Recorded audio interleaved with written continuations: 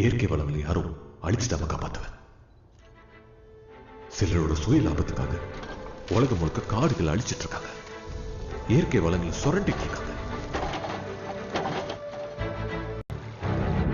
இந்த பூமியில பல வகையான உயிரினங்கள் வாழ்றதுக்கும் பெருகிறதுக்கும் தோதான தட்பவெட்ப சூழல் அமைஞ்ச ஈக்குவேட்ல இருக்கிற பகுதி தான் நம்ம இந்திய தேசம். பனி பிரதேசத்துல இருந்து வந்தவங்களுக்கு தான் அதோட அருமை தெரியும். அதனால இந்திய மண்ணை கைப்பற்றி ஆள்றதுக்கும் அழிக்கிறதுக்கும் பல ஆயிரம் வருஷங்களா போராடிட்டு இருக்காங்க.